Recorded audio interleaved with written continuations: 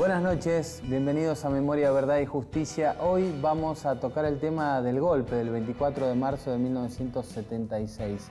¿Cómo vivimos los argentinos y específicamente los mendocinos ese día que quedó marcado para la historia? El 24 de marzo de 1976 se hizo visible la etapa más oscura y dolorosa en nuestro país. Las Fuerzas Armadas argentinas tomaron el poder del Estado a través del derrocamiento del gobierno de Isabel de Perón. La Junta, encabezada por los militares Jorge Rafael Videla, Emilio Macera y Orlando Agosti, impuso la persecución y una violenta represión de todos los militantes políticos, gremiales y estudiantiles. La provincia de Mendoza formó parte del plan sistemático genocida y quedó estructurada junto con San Luis y San Juan en la subzona 33. Los medios de comunicación tuvieron un rol fundamental en el aparato represivo. Se transformaron en los principales voceros de las medidas tomadas por la dictadura y silenciaron los crímenes cometidos por el terrorismo de Estado. Reinaba la censura. En marzo de 1976 circulaban en Mendoza los diarios Los Andes, Mendoza y El Andino. Previo al golpe de Estado, en los tres periódicos se reflejaba un clima de profunda crisis política que derivaba en crisis económica y social. En algunas notas, el diario Mendoza se diferenciaba del resto, en tanto reflejaba la preocupación por parte de las centrales obreras y organizaciones que repudiaban un posible golpe. En general, los medios informaban que se registraba en el país una escalada terrorista y un incremento de violencia y la subversión.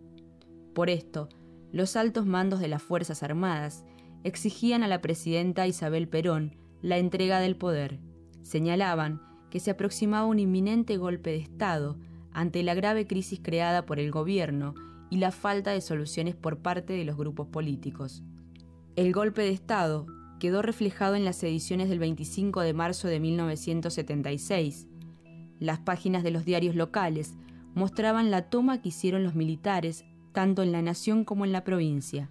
Realizaban una reseña del perfil de cada uno de los golpistas, destacando sus capacidades y atributos. Anunciaron que en Mendoza la gobernación quedaba al mando de Tamer Yapur y de los miembros del ejército argentino y la Fuerza Aérea que ocuparían cada uno de los ministerios. Las tapas de estos medios y las principales noticias resaltaban que estaba prohibida la militancia, que había comenzado la lucha definitiva contra la subversión, que se comenzaban a recuperar los valores del Estado. A pesar que miles de los militantes políticos comenzaban a ser secuestrados y desaparecidos, los medios de comunicación reflejaban que con la toma de poder militar volvía la tranquilidad al país. Se volvieron constantes las publicaciones de los comunicados militares y los mensajes a la población por parte de los genocidas. Para generar un clima de tranquilidad, promocionaban en sus páginas numerosas actividades de espectáculo. Por otro lado, los medios de comunicación celebraban las medidas políticas y económicas que comenzaba a instaurar la dictadura, las cuales consideraban propicias para la población. El 29 de marzo de 1976, en todas las tapas de los diarios del país, se publicó la foto del genocida Jorge Rafael Videla. Lo presentaban como el nuevo presidente de la nación. Esta línea editorial se mantuvo en los tres periódicos locales, Los Andes, El Andino y Mendoza, la misma línea que era sostenida por los principales dueños de los medios locales y periodistas que la apoyaban. Sin embargo, muchos otros periodistas resultaron víctimas del terrorismo de Estado.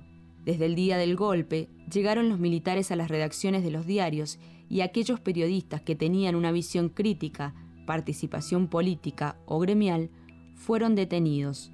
Sucedió en Los Andes con el propio subdirector Antonio Di Benedetto, Rafael Morán, Alberto Atienza y Norma Sibila.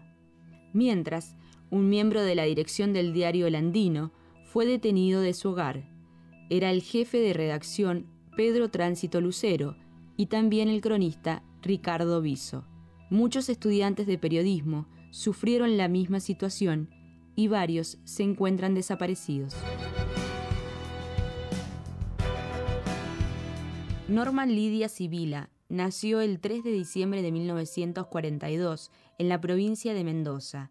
Realizó sus estudios secundarios en la Escuela Normal y se recibió de maestra en 1960. En 1967, Norma se recibió de licenciada en la Escuela Superior de Periodismo. Entre 1965 y 1967, Norma Sibila comenzó su labor periodística en la redacción de Tiempo de Cuyo. Durante esa etapa, también formó parte del programa Informado, conducido por Ambrosio García Lao, y a su vez comenzó a trabajar en el diario Los Andes. Por su gran capacidad, Norma fue puesta a cargo de las secciones políticas, documentales, gremiales y ámbito universitario. Norma se destacó en una época donde reinaba la cultura machista en las redacciones de los periódicos. En su trabajo, Sibila conoció al periodista Rafael Morán, con quien contrajo matrimonio en 1968 y tuvo 2 hijos, Sergio y Fernando. Trabajó como redactora en la revista Claves, una publicación con fuerte contenido político que se editó entre 1970 y 1974, y fue docente titular de la Cátedra de Periodismo en la Escuela Superior Magisterio. Norma militó en el Sindicato de Prensa, donde llegó a ser secretaria general. Allí participó de uno de los grandes logros de los trabajadores de prensa, que fue la creación del Convenio Colectivo de Trabajo 1775, que rige hasta hoy.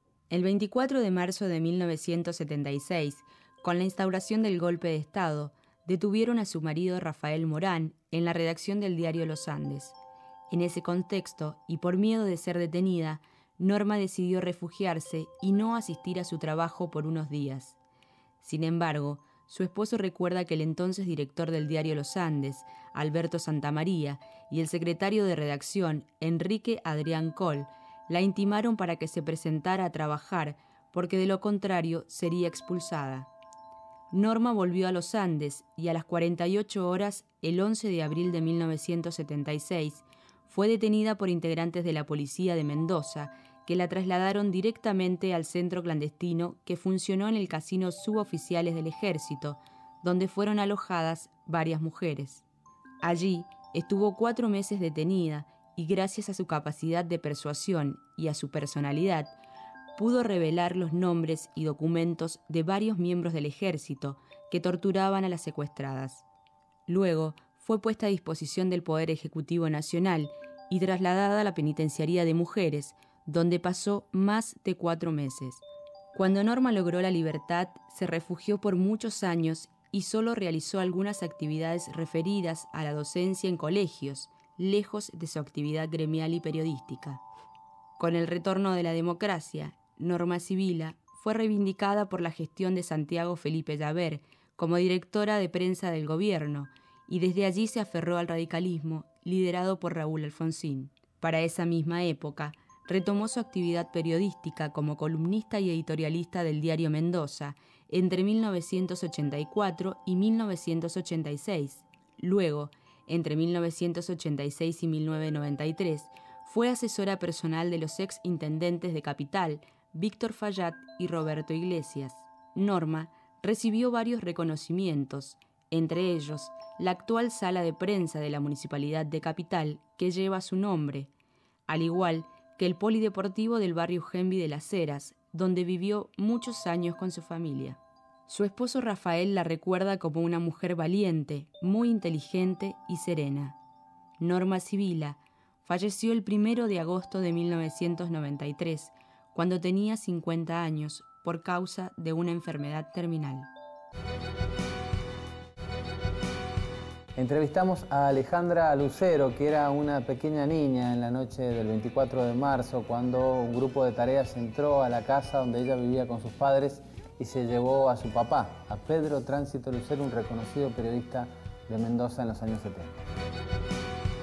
Estamos acá en el edificio de prensa, donde esa noche del 24 de marzo, en el segundo piso, en el departamento a donde yo con mi familia vivíamos, los militares ingresaron violentamente al domicilio de mis padres, de mi papá, Pedro Tránsito Lucero y Dora Golfar, a donde se lo llevaron esa noche del 24. Mi papá en ese momento, en ese periodo, era periodista, era director del diario Andino, jefe de redacción del diario Los Andes y jefe de noticias de la Radio Libertador, y era corresponsal del diario La Nación de Buenos Aires. Mi papá era el hijo del gobernador interventor de la provincia, el general Pedro León Lucero, ¿sí? Ese día mi papá había publicado en el diario que se venía un golpe militar y toma conocimiento mi papá de que a su padre lo iban a detener porque el papá de él no iba a entregar el gobierno a la fuerza. Golpean fuertemente la puerta a tal modo de que casi la derrumban. Cuando va a atender mi papá, estaba en calzoncillo, eran como la 1 de la madrugada, más o menos, cuando se encuentra de que eran los militares que se lo venían a llevar a él, y ante todo el alboroto que había, mi mamá se despierta, va a ver qué es lo que pasa en el comedor, y estaban un montón de militares, habían ingresado al departamento y se la llevan a mi mamá, quedando 3 criaturas. Yo tenía 4 años, mi hermana más chica de meses, era un bebé de pecho, y mi hermana mayor, que tenía 5 años en ese entonces. Nos quedamos al cuidado de una empleada que era menor de edad, a la cual ella nos tapa la boca para que no lloráramos, para que no supieran los militares que habían 3 niñas. Mi mamá no se pudo despedir de nosotras, y mi papá tampoco, y se los llevan. Mi papá va al liceo militar, ¿sí? Y mi mamá va al casino de suboficiales. Con mi mamá pasó varios años, unos 2 o 3 años pasaron para que yo me encontrara con mi mamá. Pero cuando mi mamá sale de Devoto, la llevan en el avión, y recién cuando el avión pasa, o sea, daba con la ropa de detención, cuando recién el avión pasa por Brasil, le hacen saber a ella y le entregan su pasaporte de que estaba en libertad y que iba a Alemania. Ella bajó del avión con la ropa de detención que tenía. Nosotros en el año 78 salimos del país. En el vuelo se estaba custodiando, vigilando desde el aeropuerto de Frankfurt, que es a donde nosotras llegamos, ¿sí? Porque decía que había la posibilidad de secuestro en Brasil. Por ende, mi mamá, a través de las pantallas, con mi tía y con autoridades alemanas, vigilaban el vuelo, ¿sí? Cuando llegamos a Alemania, fue toda una emoción psicológica y revolución para una madre, para sus hijas, porque mi mamá, desde su lugar de detención, lo único que pensaba era por el bienestar de sus hijas, y desesperada porque había dejado a a 3 criaturas tan chicas y a una nena de meses que estaba amamantando. Algunos testimonios de cómo familiares de víctimas de la dictadura, miembros de organismos de derechos humanos vivieron el golpe del 24 de marzo de 1976. El día del golpe fue un día que en realidad estábamos esperando que se produjera algo, un cese del gobierno constitucional, porque ya se veía venir. Pero no lo puedo separar en mi memoria y en el desgarro que produzco del asesinato de Susana Bermejillo y de Mario Suso. Fue algo que nos golpeó tremendamente 4 días antes. La madrugada del 20 de marzo nos enteramos de que habían sido secuestrados y asesinados en la noche justamente del 19 al 20. Y realmente son inseparables en mi memoria y en mis sentimientos estos dos hechos. Y por otra parte lo vivimos sin saber la profundidad del horror y del terror que se iba a vivir, pero sí sabiendo que venía un tiempo muy malo, de persecución y de dolor, de ausencia y de cercenamiento de los más básicos derechos civiles, sociales, culturales, hasta el trabajo. Y así lo vivimos, como que se tendía un manto negro sobre nuestra patria y sobre nuestra provincia y sobre nuestra familia, nuestros amigos, nuestros compañeros. Y así fue. Antes del golpe se sabía todo lo que estaba ocurriendo, sobre todo cuando uno era militante, porque empezaban los contactos, empezaban a desaparecer, no sabíamos cómo volver a ver nuestros compañeros para las distintas actividades, cosa que nos extrañaban. Nos enteramos de que alguno había sido detenido, empezamos a hacer unas prácticas de protegernos, íbamos de una casa a otra, todo ese tipo de situaciones. Empezamos a militar nuevamente y resulta de que al tiempo empiezan también las detenciones de gente que nosotros conocíamos, no eran de nuestro partido, que nosotros militábamos en el PRT, y sí nos enterábamos lo mismo porque en realidad todos nos conocíamos.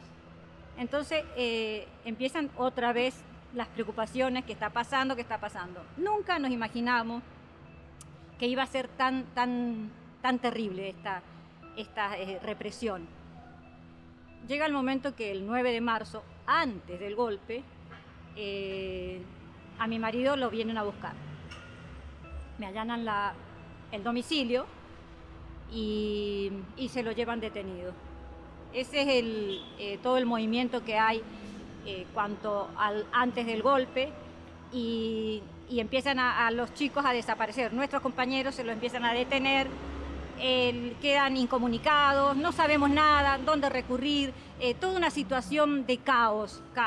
Entonces ya una vez producido el golpe, a todo esto yo me estoy enterando de que él lo trasladan acá a la penitenciaría de Mendoza, cosa que en parte me siento tranquilidad, porque en realidad dije, está a disposición del Poder Ejecutivo, zafa.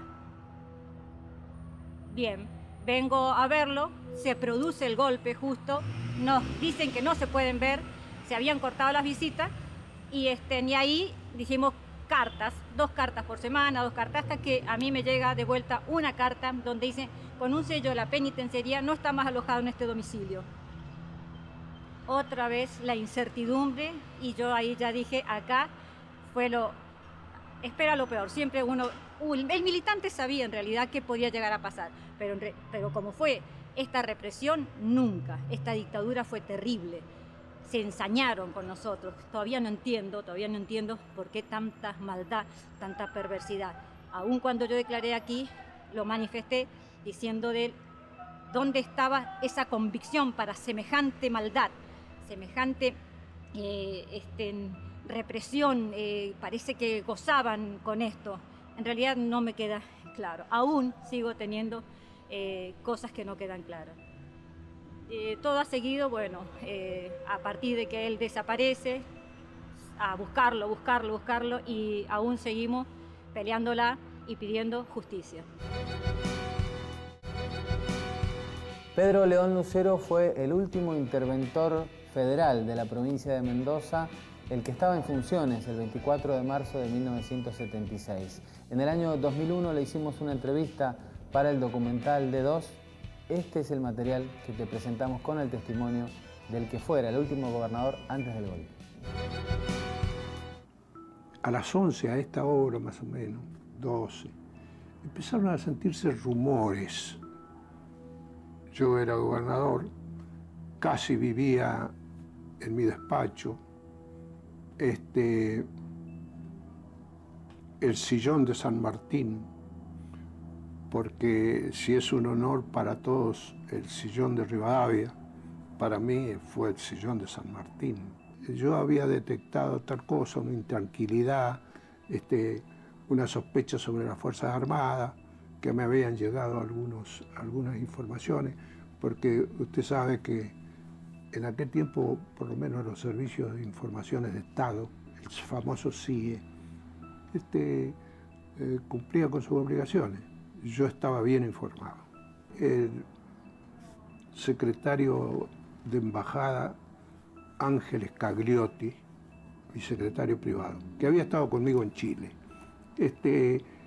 fue y abrió la puerta inmediatamente allá porque llegó a él, se anunció, le abrió la puerta al ministro del Interior. ¿Qué pasa? Dice Lucero tal cosa, que el panorama de Mendoza es tal, que es de inseguridad, etc. Andá y decirle al general que no se preocupe, que no hay nada, que todo está bien, que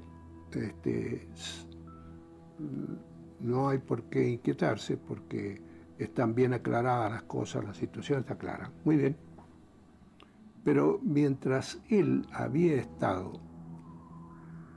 en Buenos Aires diciéndole eso al ministro de parte mía, vino a mi despacho el jefe de policía que tenía, vicecomodoro Santuccione, no sé si lo han oído nombrar, un buen camarada, y me dice lo siguiente, mi general me dice, mire, usted ha sido muy leal conmigo y yo no puedo ser desleal con usted. Mañana a las 4 de la mañana lo van a ir a buscar y lo van a meter preso, hablando en criollo, porque hay un golpe de Estado que está en las Fuerzas Armadas previsto para las primeras horas de mañana. Y a usted lo van a ir a buscar a las 4 en punto. Va a ir el comandante de la 8ª Brigada, el general Maradona, y va a ir el brigadier de acá también, que es jefe de guarnición aérea, Castro, no me acuerdo Castro cuánto. Van a ir los dos y lo van a invitar muy cortésmente a que vaya al liceo.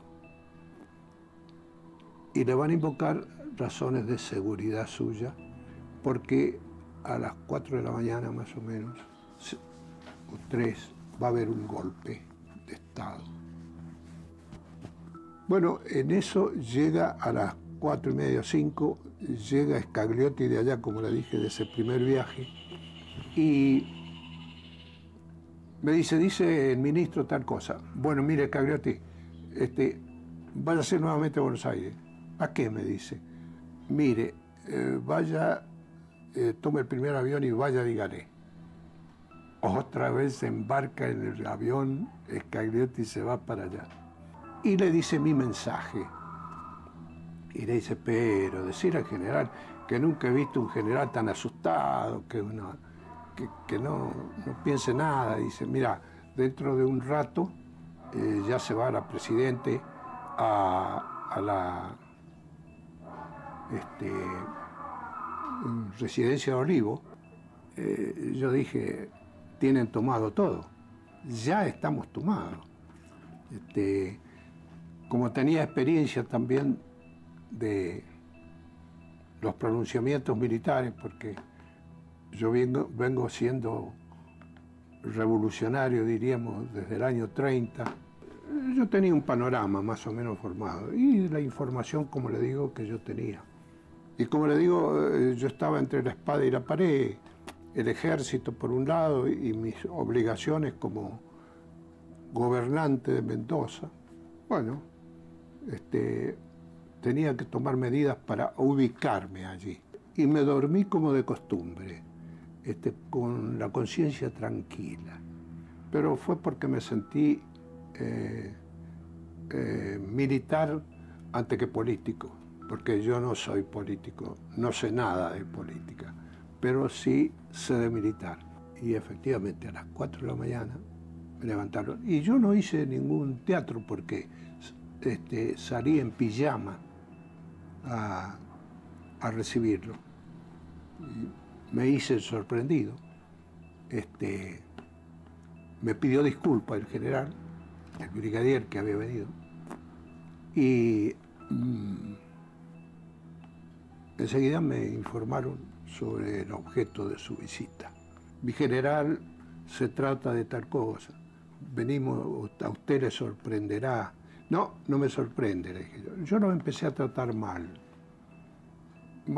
Primero porque soy un viejo soldado y he estado en el colegio militar 20 años antes que ellos.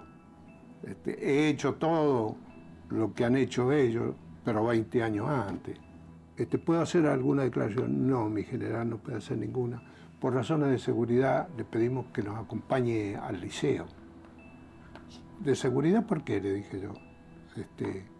Y sí, dice, porque, en fin, esto va a traer una conmoción y nosotros tenemos que responder por su vida. No se preocupe, le dije yo, que de cualquier manera lo invitamos, como diciendo, mire, usted está preso y se acabó.